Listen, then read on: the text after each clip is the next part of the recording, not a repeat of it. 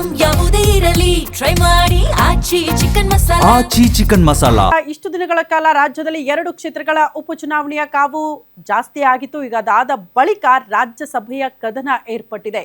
ಇರುವ 4 ಸ್ಥಾನಗಳಿಗೆ ಅತಿ ದೊಡ್ಡ ಲಿಸ್ಟ್ ರೇಸ್ ನಲ್ಲಿ ನೋಡೋದಕ್ಕೆ ಸಿಗ್ತಾ ಇದೆ ಕಾಂಗ್ರೆಸ್ ಪಾಳ್ಯದಲ್ಲಿ. ಬೈ ಎಲೆಕ್ಷನ್ ಬಳಿಕ ರಾಜ್ಯದಲ್ಲಿ ಜೋರಾಗ್ತಾ ಇದೆ ರಾಜ್ಯಸಭೆಯ ಕದನ.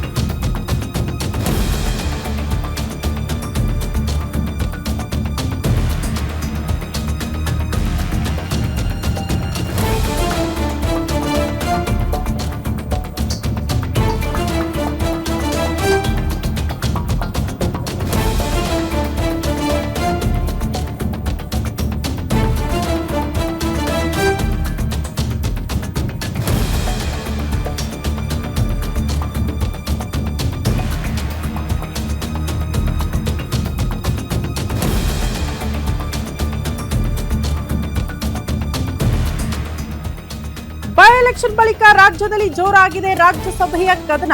ರಾಜ್ಯಸಭೆಯ 4 ಸ್ಥಾನಗಳ ಚುನಾವಣೆಗೆ ಬಿಗ್ ಫೈಟ್ ನಡೆಯಲಿದೆ.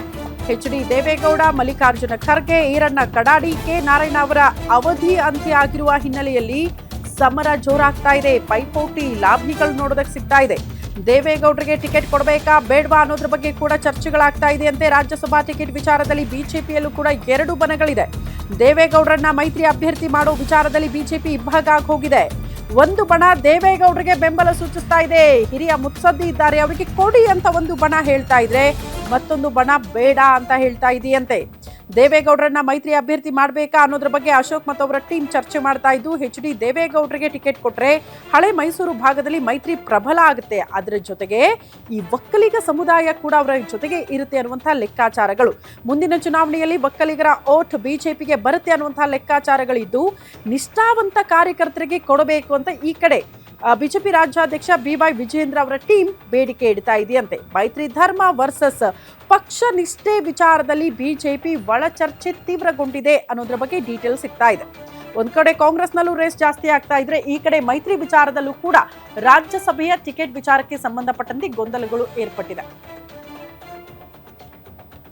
ಈ ಬಗ್ಗೆ ಮತ್ತಷ್ಟು ಡೀಟೇಲ್ಸ್ ಅನ್ನ ಕೊಡ್ತಾ ಹೋಗ್ತಾರೆ ನಮ್ಮ ಪ್ರತಿನಿಧಿ ಕವನ ದೂರವಾಣಿ ಸಂಪರ್ಕದಲ್ಲಿದ್ದಾರೆ. ಕವನ, ಹೆಂಗಿದೆ ಬಿಜೆಪಿಯಲ್ಲಿ ಮತ್ತೆ ಅಗೇನ್ ಮೈತ್ರಿ ವಿಚಾರಕ್ಕೆ ಸಂಬಂಧಪಟ್ಟಂತೆ ಅಸಮಾಧಾನಗಳ, ಪ್ರಮುಖವಾಗಿ ಎಚ್.ಡಿ. ದೇವೇಗೌಡರ ವಿಚಾರದಲ್ಲಿ ಒಂದು ಕ್ಲಾರಿಟಿ ಇರಬೇಕಾಗಿತ್ತಪ್ಪ ಪಕ್ಷದಲ್ಲಿ, ಬಟ್ ಯಾಕೆ ಕ್ಲಾರಿಟಿ ಇಲ್ಲ ಅಂತ?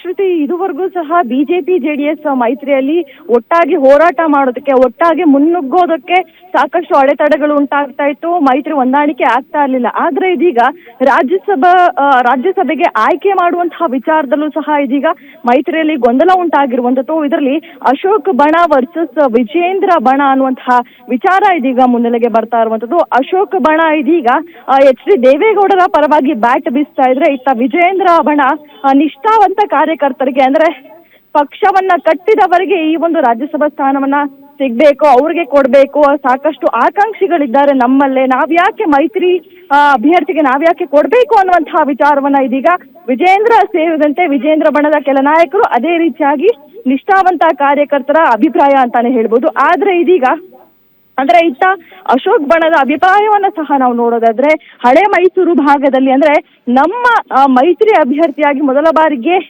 ದೇವೇಗೌಡರನ್ನ ಏನಾದ್ರು ಮೈತ್ರಿ ಅಭ್ಯರ್ಥಿಯಾಗಿ ರಾಜ್ಯಸಭೆಗೆ ಕಳಿಸಿದ್ರೆ ಹಳೆ ಮೈಸೂರು ಭಾಗದಲ್ಲಿ ಬಿಜೆಪಿಗೆ ಮತ್ತಷ್ಟು ಹೆಚ್ಚಾಗುತ್ತೆ ಪ್ರಾಬಲ್ಯ ಅನ್ನುವಂತಹ ಉದ್ದೇಶ ಇದೀಗ ಅಶೋಕ್ ಬಣದವರಿಗೆ ಇರುವಂತದ್ದು. ಸೊ ಹೀಗಾಗಿ ಹಳೆ ಮೈಸೂರು ಭಾಗವನ್ನ ಸೆಳೆಯೋದಕ್ಕೆ ಈಗಾಗಲೇ ಚುನಾವಣೆ ಸಹ ಹತ್ರ ಬರ್ತಾ ಇದೆ, ವಿಧಾನಸಭಾ ಚುನಾವಣೆ 2028ಕ್ಕೆ. ಸೊ ಹೀಗಾಗಿ ಹಳೆ ಮೈಸೂರು ಭಾಗದಲ್ಲಿ ಯಾವ ರೀತಿಯಾಗಿ ಒಕ್ಕಲಿಗ ಮತಗಳನ್ನ ಸೆಳಿಬೇಕು, ಹಳೆ ಮೈಸೂರು ಭಾಗದಲ್ಲಿ ಜೆಡಿಎಸ್ ಪ್ರಾಬಲ್ಯ ಇತ್ತು, ಎಚ್.ಡಿ. ದೇವೇಗೌಡರು, ಕುಮಾರಸ್ವಾಮಿ ಅನ್ನುವಂಥದ್ದು ಅವರಿಗೆ ನಿರ್ಣಾಯಕ ಮತಗಳು ಸಹ ಹಳೆ ಮೈಸೂರು ಭಾಗದಲ್ಲಿ ಇತ್ತು. ಸೊ ಹೀಗಾಗಿ ಈ ಒಂದು ವಿಚಾರವನ್ನ ಬಳಸಿಕೊಂಡು ಹಳೆ ಮೈಸೂರು ಭಾಗದಲ್ಲಿ ಒಕ್ಕಲಿಗ ಮತಗಳನ್ನ ಸೆಳೆಯೋದಕ್ಕೆ ಇದೀಗ ಅಶೋಕ್ ಬಣ ನಿರ್ಧಾರವನ್ನ ಮಾಡಿರುವಂತದ್ದು. ಸೊ ಹೀಗಾಗಿ ಮೈತ್ರಿ ಅಭ್ಯರ್ಥಿಯಾಗಿ ಎಚ್.ಡಿ. ದೇವೇಗೌಡರನ್ನ ರಾಜ್ಯಸಭೆಗೆ ಕಳಿಸೋಣ ಅನ್ನುವಂತಹ ತೀರ್ಮಾನಕ್ಕೆ ಅಶೋಕ್ ಬಣ ಬಂದಿದೆ. ಈ ಒಂದು ವಿಚಾರವಾಗಿ ಇದೀಗ ಅಶೋಕ್ ಬಣ ಅದೇ ರೀತಿಯಾಗಿ ವಿಜೇಂದ್ರ ಬಣದ ನಡುವೆ ನೋಡೋಣ, ಅಟ್ಲೀಸ್ಟ್ ಮೈತ್ರಿ ವಿಚಾರದಲ್ಲಿ ಗೊಂದಲ ಇಲ್ಲದೆ ಎಚ್.ಡಿ. ದೇವೇಗೌಡರ ವಿಚಾರದಲ್ಲಾದ್ರೂ ಒಂದು ಕ್ಲಾರಿಟಿಗೆ ಬರ್ತಾರ ಅಂತ. ಧನ್ಯವಾದಗಳು ತಮ್ಮೆಲ್ಲ ಮಾಹಿತಿಗೆ.